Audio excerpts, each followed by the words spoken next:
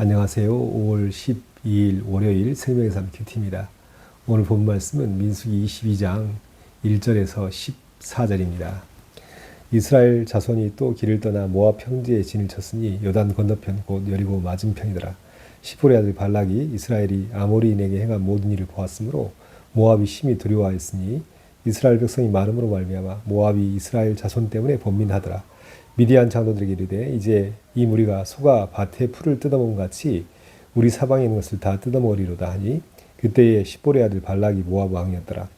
그가 사신을 부올의 아들 발람의 고향인 강가 부돌에 보내어 발람을 부르게 하여 이르되 보라 한 민족이 애굽에서 나왔는데 그들이 지면에 덮여서 우리 맞은편에 거주하였고 우리보다 강하니 청하건대 와서 나를 위하여 이 백성을 저주하라. 내가 혹 그들을 쳐서 이겨 이 땅에서 몰아내리라. 그대가 복을 비는 자는 복을 받고 저주하는 자는 저주를 받은 줄을 내가 알미니라. 모압 장로들과 미디안 장로들이 손에 복채를 가지고 떠나 발람에게 이르러 발락의 말을 그에게 전하매 발람이 그들에게 이르되 이 밤에 여기서 유숙하라. 여호와께서 내게 이르신 대로 너희에게 대답하리라. 모압 귀족들이 발람에게서 유숙하니라. 하나님이 발람에게 임하여 말씀하시되 너와 함께 있는 이 사람들이 누구냐? 발람이 하나님께 아뢰되 모압 왕 십볼의 아들 발락이 내게 보낸 자들이니이다. 이르기를 보라 애굽에서 나온 민족이 지면에 덮였으니 이제 와서 나를 위하여 그들을 저주하라. 내가 혹 그들을 쳐서 몰아낼 수 있으리라 하나이다. 하나님이 발람에게 이르시되 너는 그들과 함께 가지도 말고 그 백성을 저주하지도 말라. 그들은 복을 받은 자들이니라. 발람이 아침에 일어나서 발락의 귀족들에게 이르되 너희는 너희 땅으로 돌아가라. 여기 여호와께서 내가 너희와 함께 가기를 허락하지 아니하시느니라. 모압 귀족들이 일어나 발람에게로 가서 전하되 발람이 우리와 함께 오기를 거절하더이다. 아멘. 이스라엘 백성들은 하나님의 도우심을 따라서 요단 동편에 있는 강력한 대적 아모리 왕 시온과 바산 왕 옥과 싸워서 승리하였습니다. 도저히 이길 수 없는 강력한 대적들이었지만 하나님이 함께 하심으로 그들을 물리쳐 승리하고 그 땅을 점령하였던 것입니다. 그런데 이 소식을 들은 모압 왕 십볼의 아들 발락이 두려워하며 번민에 빠집니다. 왜냐하면 이제 다음 차례가 모압이기 때문입니다. 모압 왕 십볼의 아들 발락은 고민하다가 계략을 짜내지요. 그것은 이스라엘을 저주할 선지자를 찾아서 이스라엘을 저주하게 하고 저주받은 이스라엘과 싸워서 자신들이 이기겠다는 계략이었습니다. 모압 왕 발락은 수소문 끝에 미디안 선지자 발람을 찾지요. 그리고 사신들을 보내어서 복채를 가져다가 발람이 이스라엘을 저주하도록 요청하면서 사신들을 발람에게 보냅니다.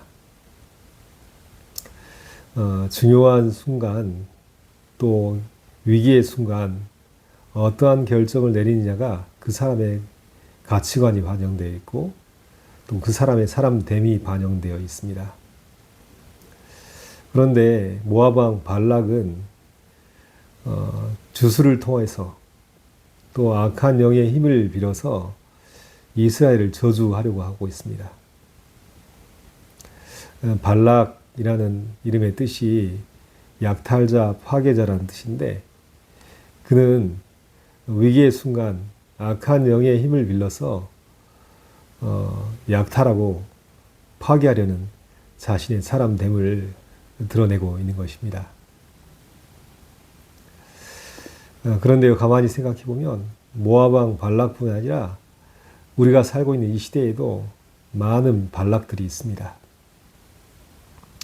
심지어 직전 대통령이었던 사람과 영부인이 점집을 드나들면서 또 주변의 많은 법사들을 통해서 주술적인 힘을 빌어서 중요한 선택을 하고 또 위기를 극복하려고 했다는 것이 잘 알려져 있습니다. 심지어 지난 대통령 선거 때 토론회에서 손바닥에 왕자를 새기고 나타나서 그것이 카메라에 잡히는 바람에 온 나라를 들썩이게 했던 일도 있었습니다. 그럼에도 불구하고 대통령이 되었고 또 또 3년을 채우지 못하고 계엄령을 선포한 다음에 친위 쿠데타로 탄핵을 당하였지요. 정치뿐 아니라 경제계도 마찬가지입니다.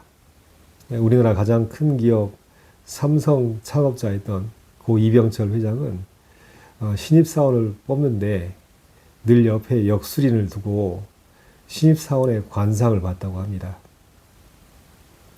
관상을 보고 합당한 사람이면 신입사원으로 채용을 했다는 이야기겠지요.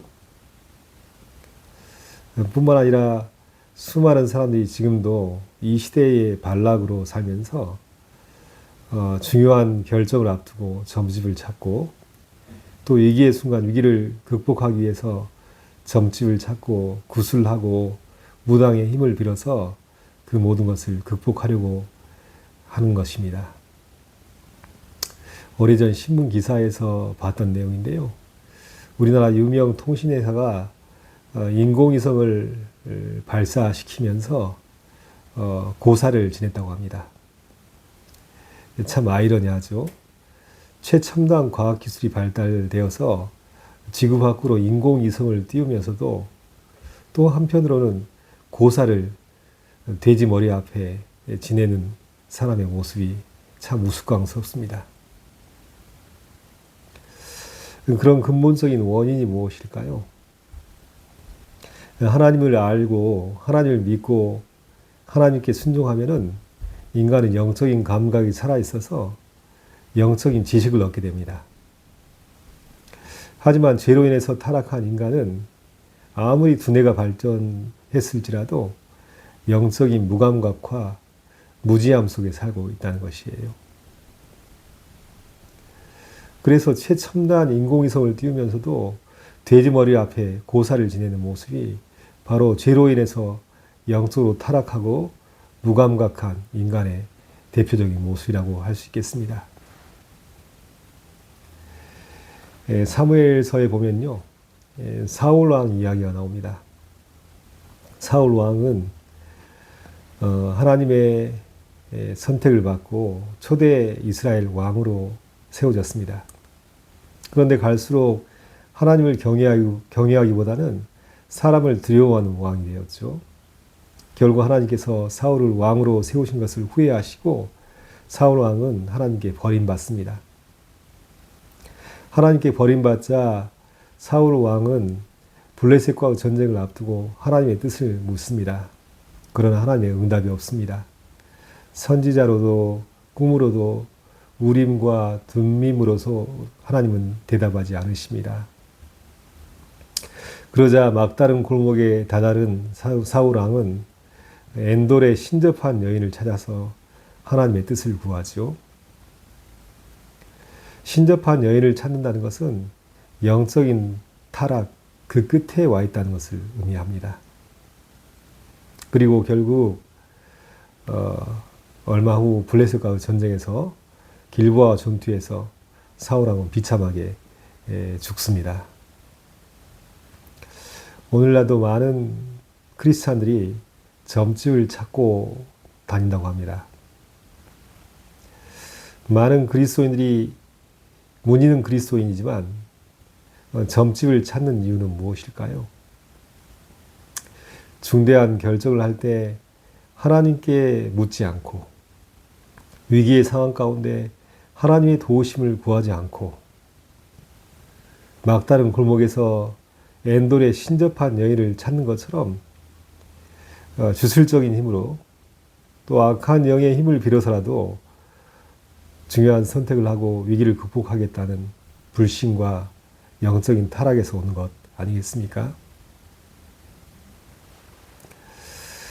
그럼에도 불구하고 하나님께서는 오늘 발락과 발람 사이에 이 일 가운데 개입하고 계십니다. 본문 12절인데요. 하나님이 발람에게 이르시되 너는 그들과 함께 가지도 말고 그 백성을 저주하지도 말라. 그들은 복을 받은 자들이니라.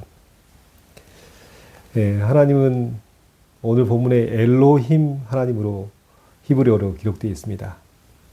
엘로힘 하나님은 강한 권능과 능력을 가지신 하나님의 이름입니다. 모압 왕 발락은 악한 영의 힘을 빌어서 이스라엘을 저주하고 저주받은 이스라엘과 싸워서 승리하려고 했지만 이스라엘과 함께 하시는 하나님은 엘로힘의 하나님이십니다. 권능과 능력과 힘을 가지신 하나님. 그리하여서 자기 백성을 보호하시고 구원하시는 하나님으로 지금 이스라엘 백성들과 함께 있는 것입니다. 그리고 미디안 선지자 발람에게 이르기를 이스라엘을 저주하지 말라. 이스라엘은 하나님의 복을 받은 자들이니라 말씀하시면서 하나님의 능력으로 이스라엘을 저주로부터 보호하고 계십니다. 하나님께서는 중요한 순간에 역사 속에 개입하셔서 이스라엘 지키시고 보호하시는데요. 하나님은 멀리 하늘 보좌에 앉아 계시는 분만이 아니라 우리의 삶의 현장 가운데 적극적으로 개입하셔서 하나님의 능력과 힘과 지혜로 자기 백성을 보호하시고 인도하시는 분이십니다. 오늘 말씀을 묵상하면서 가만히 생각해 봤습니다.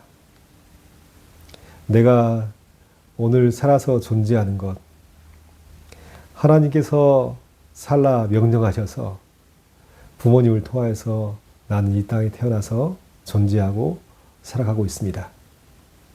하나님의 적극적인 개입입니다. 또 지금껏 인생을 살아오면서 하나님의 인도하심과 보호하심과 수많은 개입하심을 느끼며 여기 지금 이곳에 있습니다. 하나님의 돌보심이 아니고 지키심이 아니었다면 오늘을 살아갈 수 없는 연약한 존재이기 때문입니다. 또한 이렇게 영상을 찍고 있는 것, 매일 생명의 삶 묵상에 글을 쓰고 있는 것, 이거 하나하나가 내가 의도한 것이 아니라 하나님께서 개입하셔서 하나님의 사람을 통하여서 이 일을 진행시키시고 지금 이렇게 영상을 찍고 매일 생명의 삶 큐티에 글을 쓰고 있는 것입니다. 그 어느 것 하나 신실하신 하나님의 손길이 미치지 않는 곳이 하나도 없음을 고백할 수밖에 없습니다.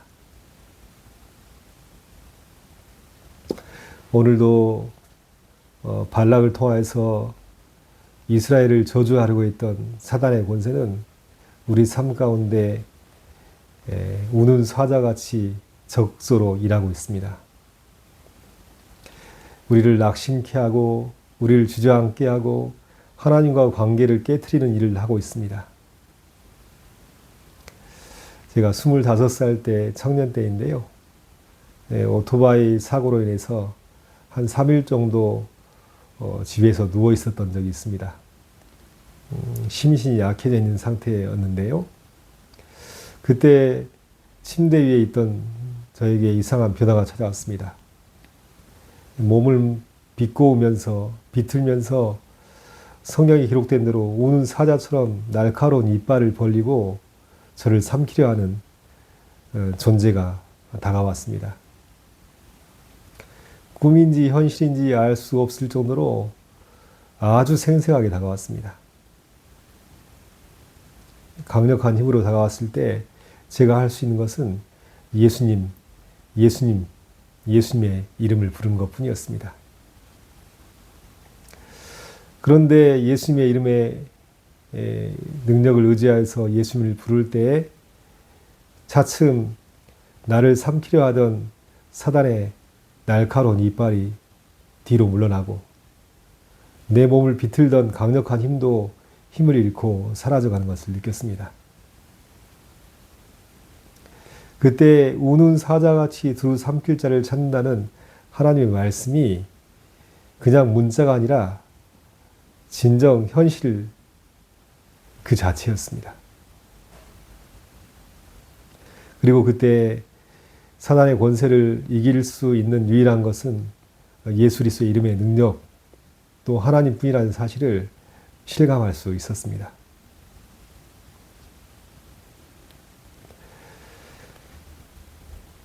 아모리 왕 시온과 바사낫 왕 옥은 강력한 힘을 가지고 있었지만 하나님의 능력 앞에 그 힘을 잃고 패배할 수밖에 없었습니다. 그래서 모압 왕 발락은 어둠의 영, 악한 권세의 저주를 빌어서 이스라엘을 물리치려고 했지만 하나님은 보이는 세계에서도 보이지 않는 세계에서도 이스라엘 백성들을 보호하시고 지키시는 하나님이셨습니다. 그동안 이스라엘 백성들이 얼마나 반역하고 불순종하고 애굽을 그리워하고 애굽으로 돌아가겠다고 했습니까? 그러나 하나님은 이스라엘 백성들을 저주로부터 보호하시고 말씀하십니다.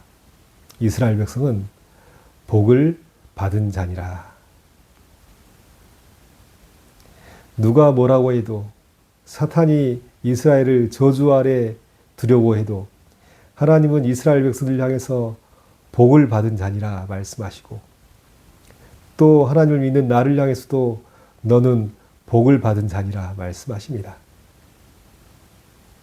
엘로힘의 하나님은 나를 하나님의 복으로 감싸 안으시고 생명사계로 감싸 안으시고 보호하시는 분이십니다. 그 하나님의 보호하심과 사랑하심과 인도하심이 있기에 우리는 어떤 상황 속에서도 저주의 두려움이 아닌 하나님의 생명의 복 안에서 복음의 능력 안에서 믿음으로 담대하게 살아갈 수 있는 존재가 되었습니다. 오늘 본문 말씀은 사탄의 공격에도 불구하고 어둠의 권세의 저주에도 불구하고 그 백성을 신실하게 보호하시고 복 주시는 하나님을 만나게 합니다. 오늘도 믿음의 신실함 가운데 깨어 있어서 영적인 감각을 열어서 우리를 보호하시고 복을 주시고 생명을 지탱하시는 하나님의 은혜 가운데 믿음으로 살아야겠습니다. 우리를 살라 명령하신 하나님께서 우리를 향해서 오라 명령하시면 우리는 오늘이라도 하나님께 돌아갈 수 있는 존재들입니다. 이 땅에 살아가는 동안 날마다 하나님의 보호하심 가운데 믿음으로 승리하며 살고 하나님께 영광 돌리는 삶을 사는 우리 모두가 되어야겠습니다. 함께 기도하겠습니다. 하나님 아버지, 오늘도 주신 말씀 감사합니다. 하나님의 은혜가 아니었으면 사망과 저주 아래에 있던 우리였습니다. 그러나 하나님께서 우리를 사랑하사 우리에게 복 주시고 하나님의 보호하심 가운데 살게 하심을 감사드립니다. 우리의 모든 어려운 상황 속에서도 하나님은 적극적으로 개입하시고 우리를 구원하시는 생명의 하나님이심을 믿사오니 어떤 상황에 처하든지 하나님을 신뢰하고 믿음 가운데 살아갈 수 있는 우리 모두가 될 수 있도록 도와주시고 예수 그리스도께서 다시 오셔서 하나님의 영원한 나라를 이루실 때까지 믿음으로 어둠의 권세와 싸우고 또 이 죄악된 세상과 싸우며 승리할 수 있는 우리 모두가 될 수 있도록 역사에 주옵소서. 감사하며 예수 그리스도의 이름으로 간절히 기도하옵나이다. 아멘.